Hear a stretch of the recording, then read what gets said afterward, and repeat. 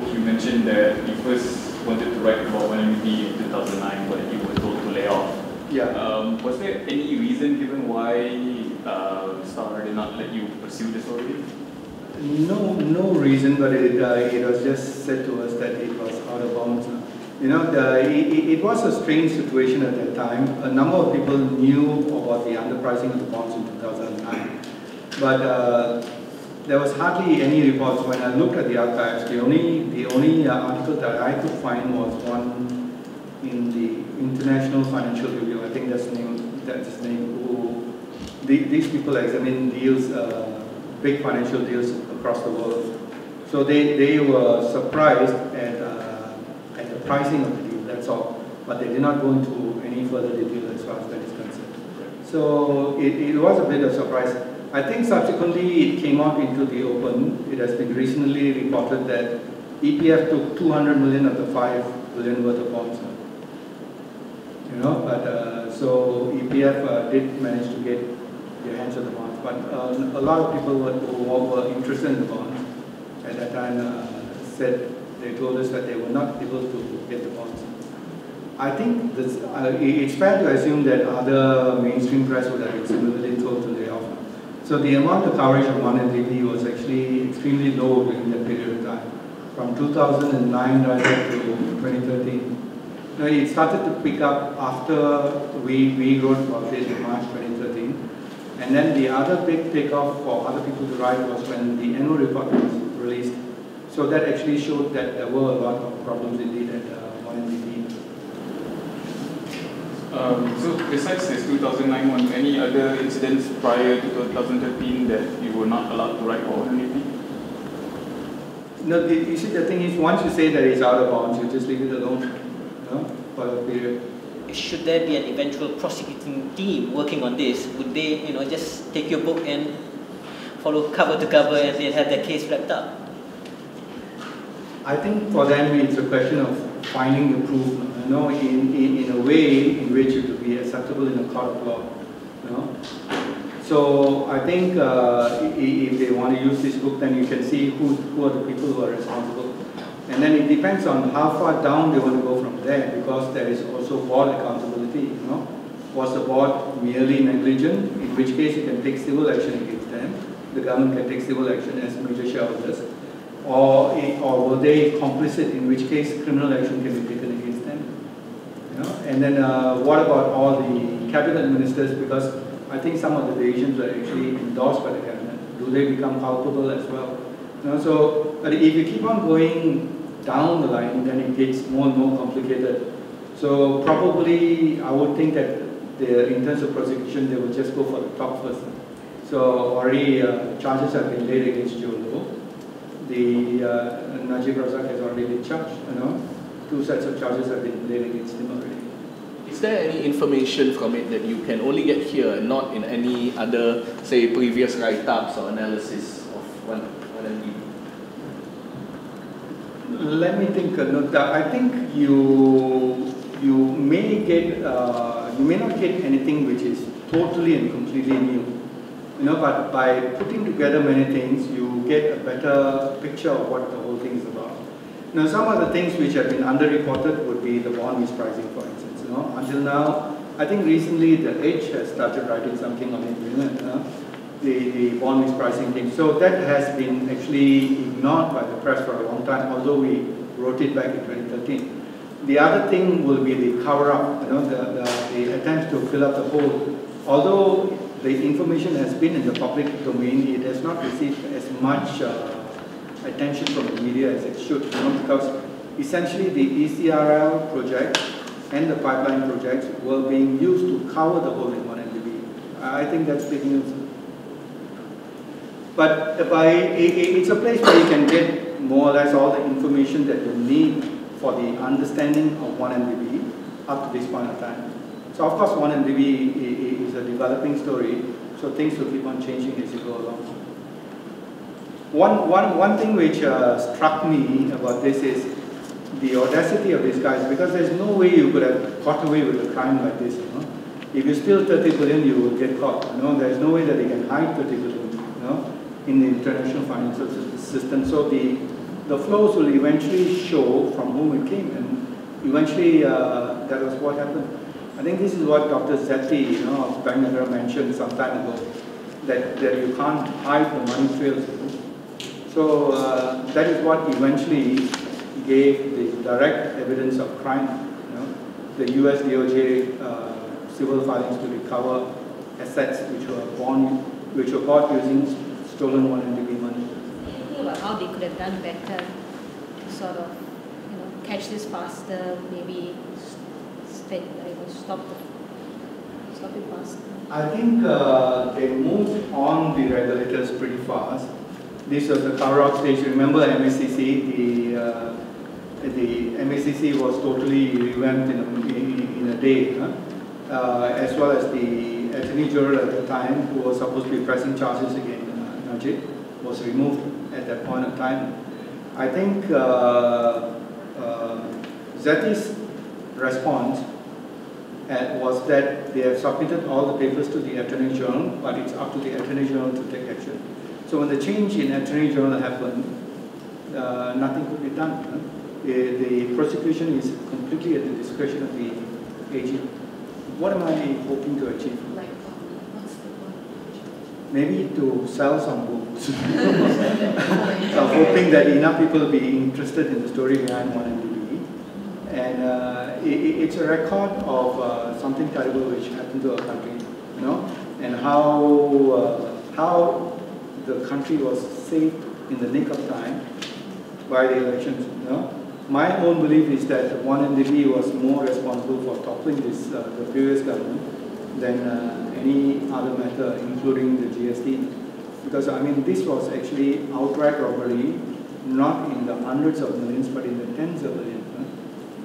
You're talking about a robbery of 30 billion bucks. Robbery that the scale of which the world has not seen before.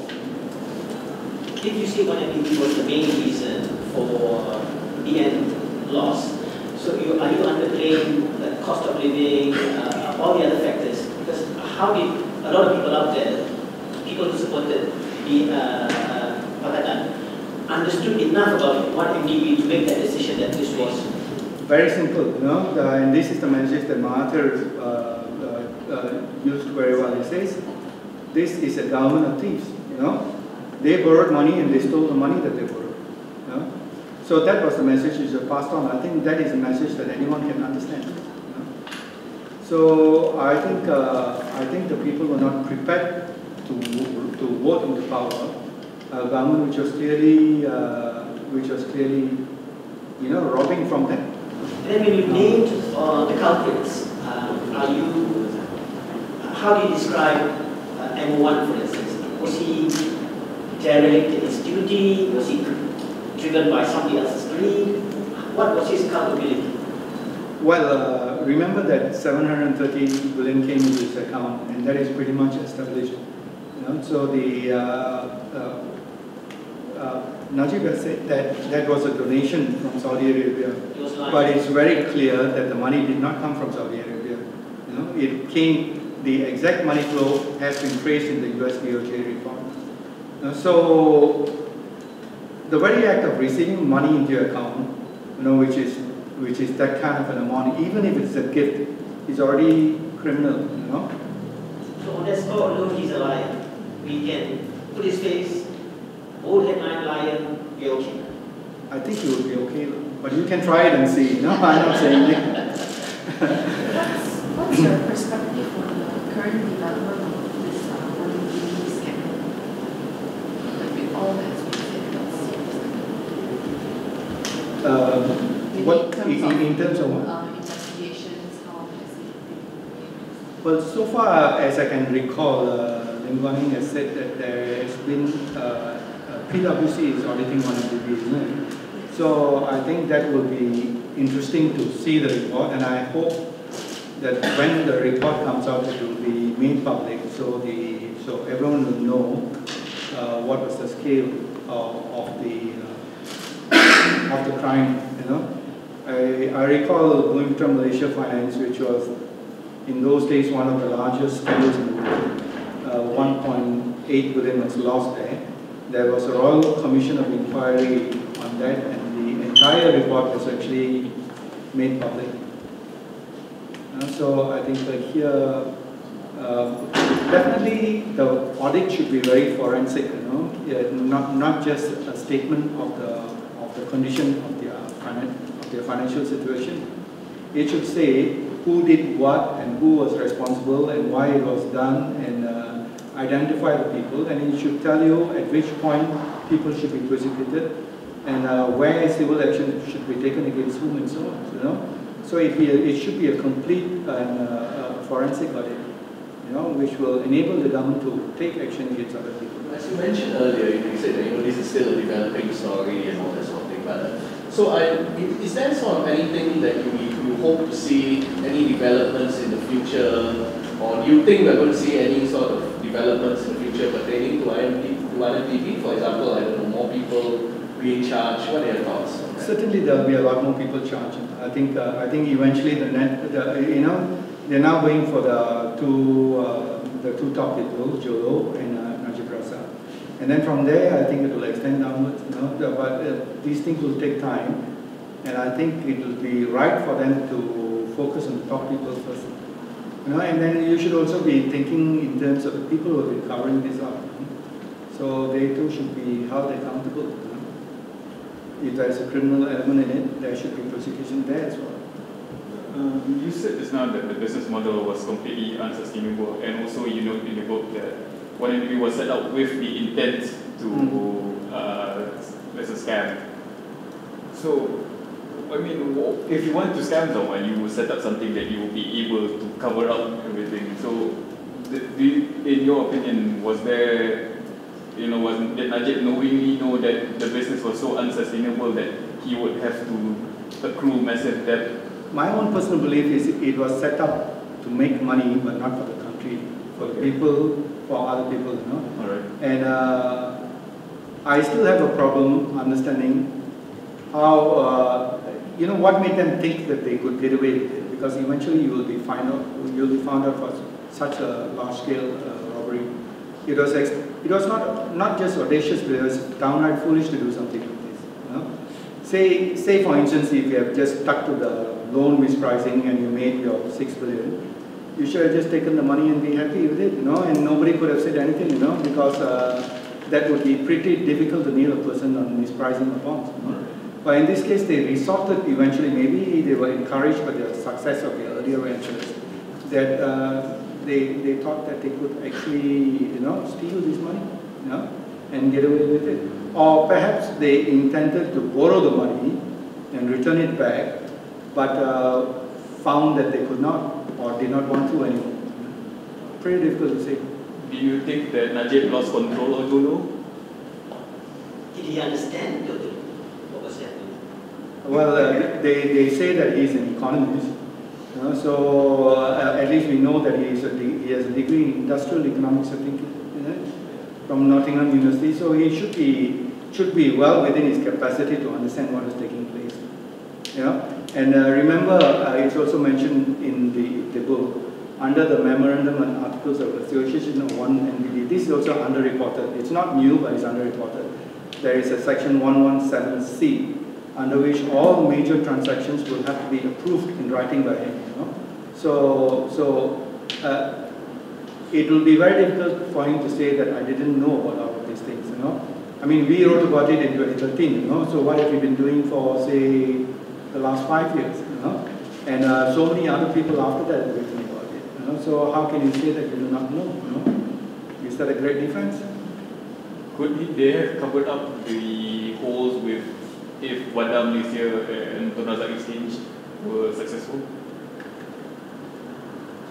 You still wouldn't, because you still have to account for the money. Basically, they have said that the assets are here and there and so on and so forth. But it transpires that there are no assets. So even if Bandar Tun Razak and TRX is successful, you still have to explain for the loss of money here. So the only way they could have done it is perhaps by overpricing. So you have this company here which has got 30 billion sitting in it, and then you nominally sell all of their assets to this company, and then you collect the 30 billion. After that, you can say, turn around and say, look, see, I told you this assets was worth something, and here's our 30 billion. Then that way they could have done it, yes. But you have to account for that 30 billion. So maybe they may have got away with it if they had not lost the election. So, you're somebody who, you've been with the story since the early days and all that, so I'm sure you must have had a wealth of information, to compile together when coming up with this book. So what I'm curious about is, how is it like, compiling all this information together to, make this like a cohesive narrative, filtering out, all that? What was the process like? What was the challenges? I think it's the major problem is always the amount of information that you have. So it helped very much that we were, in cannabis, we were following the issue from the time any kind of major reporting was taking place. So I had a lot of familiarity with the issue. So it's then going back to getting all the things that actually matter.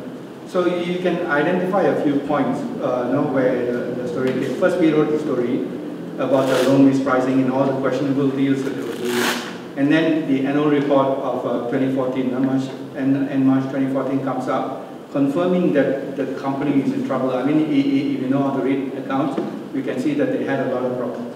And then you had Sarawak report coming on, writing about Jolo and so on, And then the next, the big one after that is the leak of the emails by when Javier Justo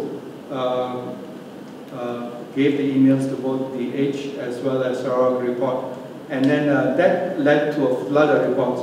And then the other big one would be a Wall Street Journal report saying that 681 billion went into Najib's account. And the clincher, I think, was the US DOJ. The first one, which essentially confirmed what the Wall Street Journal was saying. So here was a body of evidence which you cannot refute anymore. You're not talking about a newspaper or anything like that. This is a Department of Justice, which is saying all of these things to recover assets which were bought with stolen 180 money. So it was a build-up. So if you know the sequence, then it becomes a lot easier. How much reference do you make to Lucas Brown and the first book by USJ can be found in this book? Okay, basically we started out by talking about the articles that we wrote, which were the earliest one, and then we talked about the emails, and then in which also Newcastle Brown was one of those who disclosed the emails in a big way, So she played a big part in that as well as the Edge, I think. And then I relied a lot on the US DOJ report because that is a very substantial piece of document, So, and I think that is what our prosecutors will be relying on to make the case out. So, and then the Auditor General's report was very useful, PSC report not as useful, but Auditor General's report after it was declassified, when you look at it, it was an extremely useful piece of document to establish these things. You had this germ of this idea to come up with this book pre-GE40, after GE40, knowing that you'll be safe doing this? We were thinking about doing it. Actually, I talked to Charles about it before GE14, and we were considering the sort of risk we might have. So if the previous government came into power, then there was a real risk that the book may be banned, which may be a good thing in the sense that it attracts attention to the book. So you could still sell it overseas, and then of course the usual copies will find their way into the country somehow. But when the government lost, then then it became a no-brainer. That is something that we should away with. You know the whereabouts of Arulanda? I think it's somewhere around. Did nobody touch with you? No, yes. You wouldn't consider it a pleasure? I may have met him a long time ago, but I'm not sure whether it was the same person. But I have not met him since he has joined my interview. he would have the intellectual capacity to understand that this is a scam. Would I be fair in saying? Definitely, definitely. So he's no, I don't hesitate to say that he helped in the cover-up of 1MDB. So he's another crook. To label a person a crook, it's sort of very wide. If I can say that he was involved in cover-up, but the whole thing happened before his time, so he was not involved in the robbery, in the theft. He was not involved in painting a pretty picture. Yeah. Since you brought this up, I read that he has, like, I don't know, it was last year or something like. We had an exchange of words in the press now, but that is immaterial to the whole thing. Okay, just. It's not so important. At that time it was, but it's not important now. Because a lot of things he was saying about 1MDB were not true. So I felt that what he was saying ought to be corrected. So I replied to some of the specific points that he has said over and over again in many different places. At the time, I think he had no business in taking part in elections. He's an officer of a government-owned company. You shouldn't be doing this. Your tagline should also be the scandal that brought down the government and a bank. And a bank? And BSI still operates. It's only the branch, I think. The Singapore branch was closed, that's all. So it didn't bring down any bank. Banks usually don't shut down banks because they were involved in money laundering. Somehow or other, they don't do that. They just fine them and then let them continue the operations. The only people who have imprisoned people in connection with this case so far is Singapore. But a lot of the money that was laundered went through Singapore. If you look at the DOJ report.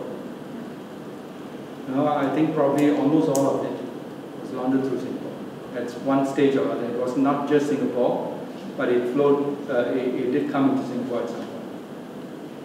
Do you have an email conversation between Joe and his father where he was saying they've stumbled on this gold mine? Do I have an email conversation with that? In the book, I thought there was some kind of email conversation between Joe and No, I don't have it.